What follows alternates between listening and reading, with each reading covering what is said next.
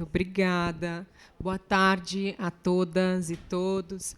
Quero começar agradecendo esse espaço, quero agradecer o convite para estar aqui, para dialogar, para conversar sobre essa temática que hoje eu entendo que é uma das fronteiras que a gente tem a atravessar, a cruzar, a realmente se colocar para enfrentar, que é a garantia de saúde para a população brasileira em novos aspectos. E aqui quero começar dizendo que saúde realmente é direito, saúde é direito constitucional, direito de todas as pessoas nesse país, mas que o acesso à saúde é muito desigual ainda, né? Então, como primeira deputada federal negra desse estado, uma mulher preta aqui que nasceu aqui na periferia de Curitiba, eu me coloquei esse desafio pela responsabilidade que me foi dada nesse estado, né? Eu tive voto aqui no estado do Paraná. Dos 399 municípios aqui do estado, eu tive voto em 396. Então, isso falou dessa demanda que estava silenciada, né?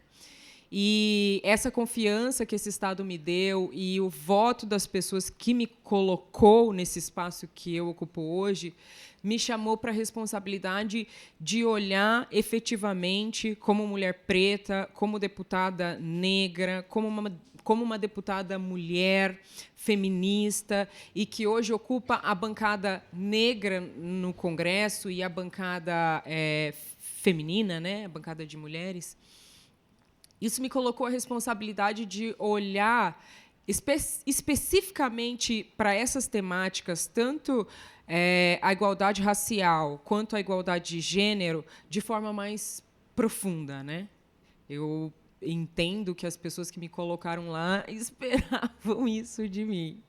Então, eu, olhando para esse estado, olhando especificamente para o estado do Paraná, e aqui eu tenho buscado fazer uma política de enfrentamento direto ao racismo estrutural e institucional que a gente tem, porque isso é um fato, né? Não é mais uma denúncia vazia, não é mimimi, a gente não tem mais questionamentos sobre a verdade do racismo estrutural, sobre a verdade do racismo institucional, e o Brasil é implicado juridicamente, internacionalmente, e comprometido com o combate específico a essa desigualdade.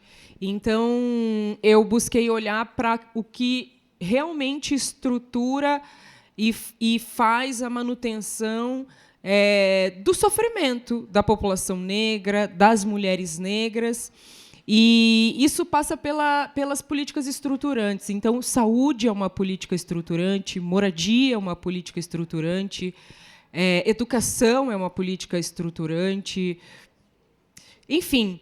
E então saúde foi um campo para o qual eu busquei olhar de forma muito específica também, olhando esses recortes, olhando para a saúde da população negra, olhando para a saúde das mulheres negras, e eu cheguei num fato, no fato do racismo institucional. Então, primeiro, eu agradeço por estar aqui para falar desse tema nesse momento, e me coloco aqui, né, nesse lugar e espero que possa fazer contribuições que nos ajudem a avançar, porque essas contribuições elas vêm com denúncias inevitavelmente. E, como disse, tratar de saúde, tratar de racismo, do impacto das desigualdades de gênero na saúde, não é mais uma questão de eu acho, gosto, não gosto, quero, não quero. Essas são as maiores urgências do nosso país, né? E o nosso Estado reproduz essa lógica. O nosso Estado ele é consequência dessa lógica que estrutura o nosso país. Então, primeiro, pensar saúde como direito constitucional é pensar as desigualdades de acesso a essa saúde. Desigualdades que que para nós, e especialmente para mim hoje, como poder público, são invisibilizadas, a gente não tem transparência nos dados efetivamente sobre a saúde da população negra. A gente tem vários dados, a gente tem várias informações, mas algumas a gente não tem acesso, várias a gente não tem acesso, e outras foram sequer denunciadas, porque também é essa população que sofre uma negação de direitos, então nem sabe quais são os seus direitos. Então, primeiro, dizer que a gente tem obrigação, né? Que esse país, que esse Estado, que a gestão pública, que pensar a saúde é obrigatoriamente ter que pensar equidade, igualdade de raça, igualdade de gênero.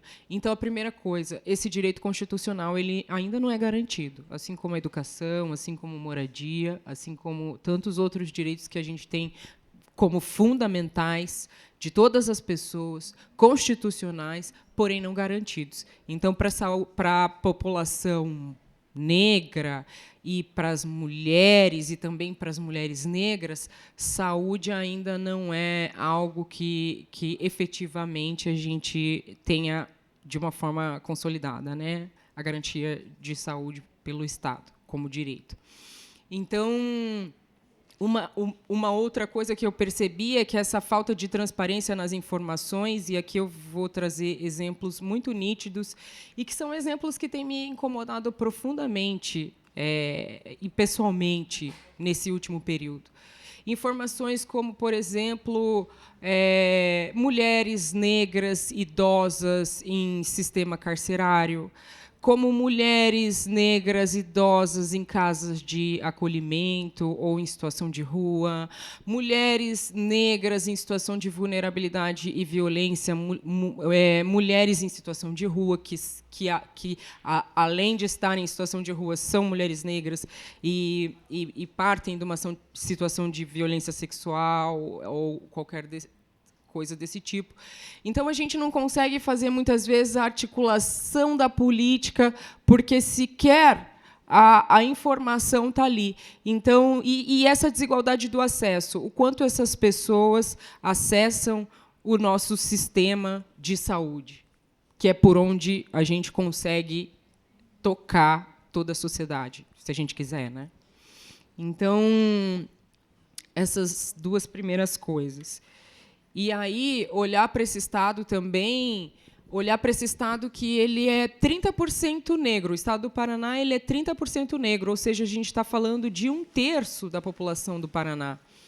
1/3 da população que, como disse, a gente não tem informações suficientes para fazer uma garantia de política de saúde efetiva, mas apesar de a gente não ter essa informação, a gente sabe que o Estado reproduz a desigualdade estrutural nacional. Então, a gente tem aqui violência contra a juventude, a gente tem aqui a violência na escola, a violência no mercado de trabalho, a violência policial. A gente segue, né, a média nacional, então, um número absurdo de pessoas negras que são assassinadas. As mulheres negras são as que mais sofrem feminicídio. Ou seja, essa reprodução que a gente sabe que acontece e a não garantia de uma estrutura que possa coibir todas essas situações. Então, a gente também tem uma população negra muito penalizada, uma população negra que é colocada constantemente sob microviolências, violências cotidianas, e aí a gente parte para uma questão também muito urgente de ser tratada, que é a saúde mental da população negra, a saúde mental das mulheres e a saúde mental especificamente das mulheres negras. Então, saúde é direito, mas não chega igual. Garantia legal versus realidade, que é o que disse anteriormente. A gente tem essa garantia legal, saúde é direito constitucional, mas a gente ainda está em contrariedade com a realidade, porque a verdade é que a saúde da população, especificamente das mulheres negras, é penalizada cotidianamente, desde que ela é inserida num contexto social como a escola, e a maior parte das mulheres negras traz relatos de que a primeira violência que sofreu foi na escola, por causa do cabelo, por causa da cor da pele. Hoje a gente já tem pesquisas que mostram que essa violência recorrente, que essas microviolências, porque daí quando sai da escola, vai para o mercado de trabalho, o mercado de trabalho que vai dizer, você não tem a imagem que a gente quer aqui no nosso comércio, ou você precisa alisar o seu cabelo para poder ter essa vaga de emprego, ou, enfim, também esse empurramento para o mercado informal, ou seja, mulheres negras são a maior parte das pessoas na informalidade, são a maior parte das pessoas com jornadas exaustivas de trabalho.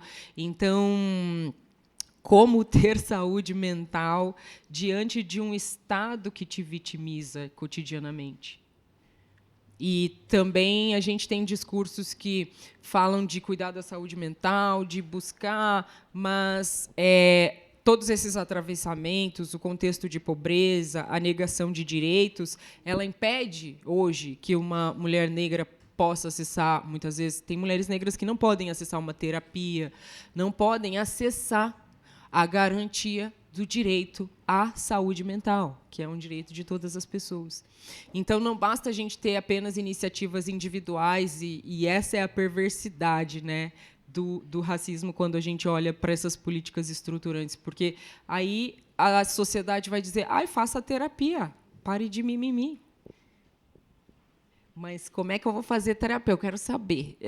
Como que eu vou pagar minha terapia? Quem que vai pagar? Estou querendo saber. Tem que ter, né? Tem que ter e é urgente, né? E isso fala dessa urgência que a gente tem de uma estruturação real, de mais investimento, de investimento nas áreas, em áreas que realmente vão fazer essa expansão da garantia de saúde. Então, para que haja esse direcionamento, tem que haver vontade política, tem que haver orçamento real, tem que haver, mas tem que haver também o dado, a informação. Então, pesquisas nesse sentido, para que a gente passe a ter realmente informação sobre quais são os gargalos, quais são as barreiras e que soluções a gente tem que produzir para realmente garantir saúde para essa população, são urgentes e fundamentais, porque senão a gente não vai vencer, né, essa estrutura que nos adoece. E aqui eu vou partir para alguns dados, né, de adoecimento e da situação, né, da população negra. Então, se a gente olhar para o perfil demográfico aqui do nosso estado, 28,5% da população é preta e parda, e mesmo sendo 1/3 da população, a gente tem subrepresentação nas políticas públicas e maior vulnerabilidade social. O acesso à saúde sofre com a desigualdade estrutural, então pessoas negras têm menor acesso a serviços médicos e odontológicos, por exemplo. Há barreiras no acesso a equipamentos, exames e tratamentos no SUS associados ao racismo institucional. Então, ainda, e eu tenho participado de debates sobre saúde das mulheres negras, né, sobre a saúde das mulheres negras há já alguns anos. E um dos primeiros debates que eu participei na minha vida, que eu ouvi falar, que eu nunca tinha ouvido, né? Eu tive a oportunidade, tenho a oportunidade de conhecer a doutora Laerte, que é uma doutora quilombola, uma doutora em saúde da população quilombola.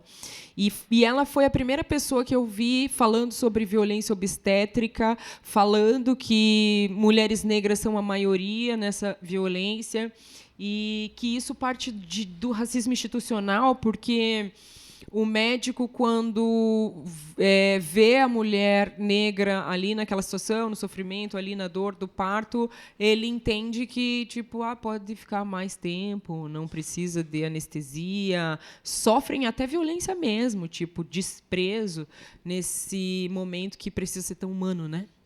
E isso me impactou quando eu ouvi a doutora Laerte trazendo esse fato.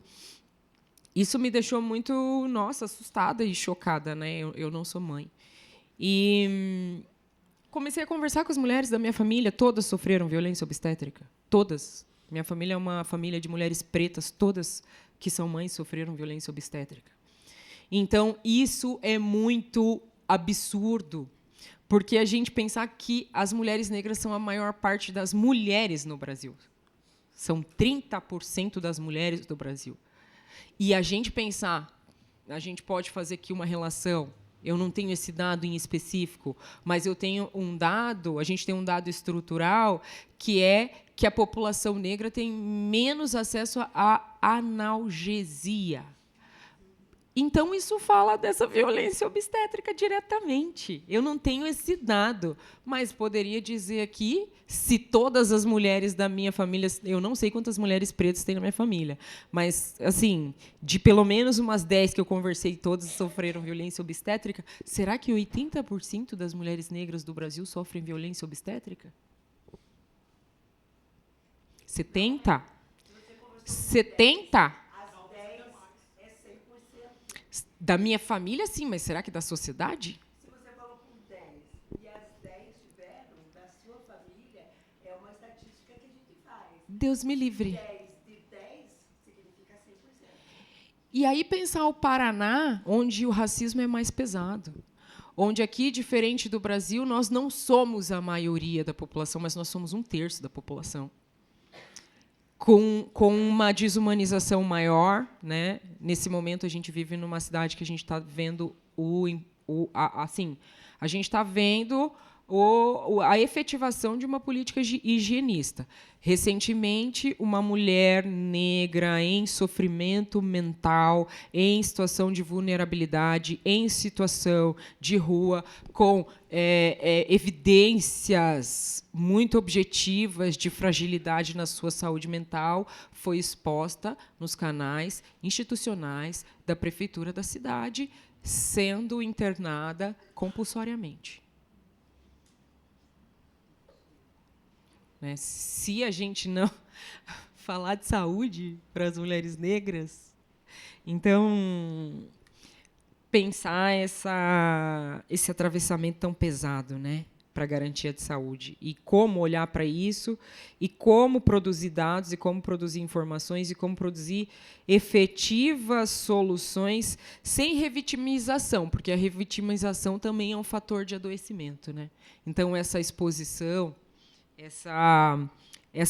esse reforço de estereótipos racistas, de estereótipos ruins, essa vinculação constantemente da imagem das mulheres negras a estereótipos ruins, isso ainda existe, né? Isso é muito grande, né? Você vai ter essa exposição nas redes sociais, você vai ter essas imagens o tempo todo, ainda, em decorrência desse racismo estrutural. Então, garantir saúde passa por tudo isso, né? E aqui eu quero ressaltar essa multidisciplinariedade necessária. Porque, quando a gente conversa com alguns cursos superiores, alguns dizem: eu nunca tive isso numa grade. Lá, engenheiro civil, nunca tive isso na minha grade. Engenheiro mecânico, nunca tive, não tive filosofia, só tive não sei o quê. Então, como um profissional que vai atuar com a sociedade, né, como uma pessoa que ela vai atuar na sociedade, diretamente com outras pessoas, como essa pessoa não conhece essa própria sociedade? Como essa pessoa não conhece a ética que tem que ter em sua própria profissão? Isso é algo que eu tenho falado muito. Por ser professora, por ser educadora e por lutar contra o racismo na educação também. Como que um profissional médico ele olha para uma pessoa e, por causa da cor da pele da pessoa, ele fala: ele não precisa de anestesia, ela não precisa de anestesia. O que está faltando nessa formação? Eu não me formei nessa área, mas eu acho, né? Eu acho que seria importante, né, a gente ter uma noção, né, uma noção da humanidade, assim, e seus recortes, assim, étnicos, né, características étnicas que existem na nossa sociedade. Então, os dados confirmam o padrão, a desigualdade persiste, o impacto na vida e na morte, né? A gente tem essa desigualdade impactando na nossa vida e na nossa morte. Porque o racismo mata de muitas formas, né? Ele acaba com a nossa saúde, ele acaba com a nossa saúde mental, e ele nos nega a oportunidade de tratamento e de efetiva forma de sair dessa condição. Então, pensando em mortalidade e condições de saúde, mesmo quando há tantos dados desagregados por estado, os padrões nacionais se reproduzem no Paraná.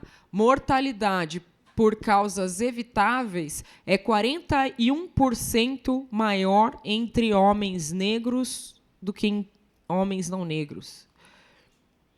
43% maior entre mulheres negras. A população negra apresenta maior mortalidade precoce, maior incidência de doenças crônicas, como hipertensão e diabetes, maior risco em saúde materna e infantil, e isso significa que morre-se mais cedo e por causas evitáveis.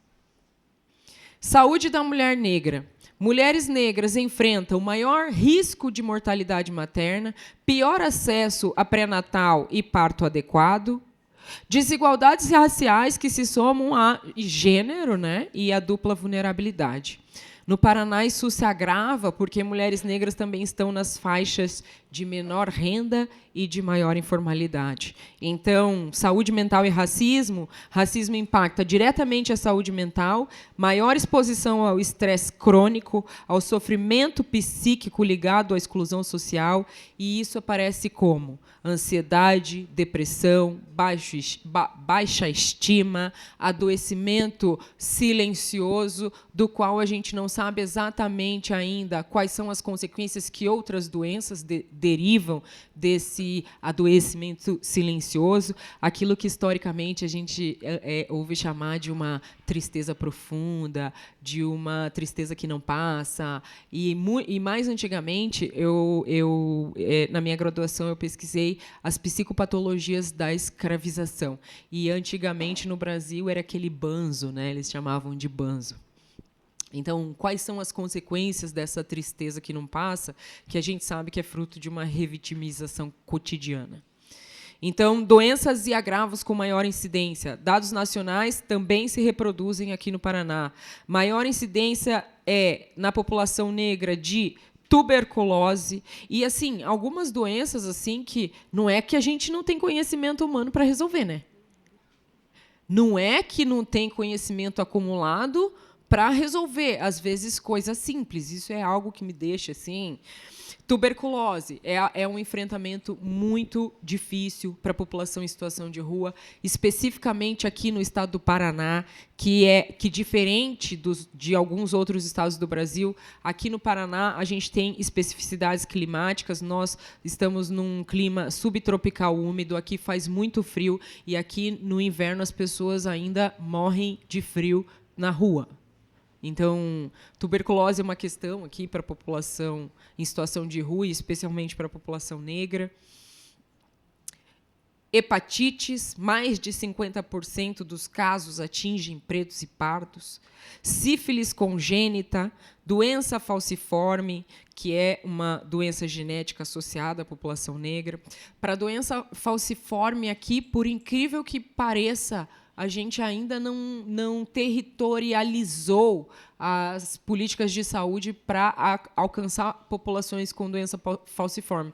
Então, tem municípios aqui no Paraná que são quase, apesar de ser uma população de 1/3 e 30%, por exemplo, aqui em Curitiba essa população é um pouco menor, mas tem municípios que ele é quase 90% negro no Paraná. Então, esses territórios são os mais vulnerabilizados, territórios com comunidades quilombolas, que é onde a gente vai poder alcançar essas pessoas que talvez tenham alguma doença como essa e talvez nem saibam ou não sabem que existe política pública em saúde para isso, né? E determinantes sociais de saúde, o ponto central. A saúde da população negra no Paraná está diretamente ligada a menor renda, ganham menos aqui no estado, piores condições de moradia, menor acesso a saneamento, o que é também bizarro pensar, mas recentemente eu fiz uma visita a alguns municípios do litoral, e tem municípios do litoral, como o município de Guaratuba, por exemplo, e lá em Guaratuba a gente vai ter esses atravessamentos, população indígena, população negra, população caiçara, mulheres no litoral, tem índices de violência contra a mulher no litoral absurdos, assim, violência sexual. Então, um município como Guaratuba, um município como esse, que não tem saneamento básico em determinados locais. Isso também vai falar diretamente do acesso à saúde, né, dessas populações. E aí ressaltar também, pensar populações quilombolas, mais uma vez, populações tradicionais, como esse acesso a esse direito, a essa condição humana, né? Porque como é vitimizador você produzir a sua existência sem que a sua saúde seja respeitada, sem que a sua saúde seja cuidada. Então, é um pouco disso que eu queria falar aqui. Como parlamentar, para ir concluindo a minha fala, que já falei demais, como parlamentar, eu tenho buscado estruturar políticas nesse sentido, então trazer investimentos, recursos públicos, investimento social, com esses recortes, para a saúde como um todo, para a saúde do Estado, mas para também esses recortes específicos. E, infelizmente, às vezes a gente chega na limitação da falta de informação. Então, por isso, considero esse espaço muito importante. Quero dizer bom trabalho e boa sorte para todas e todos aqui. Contem comigo. Muito obrigada.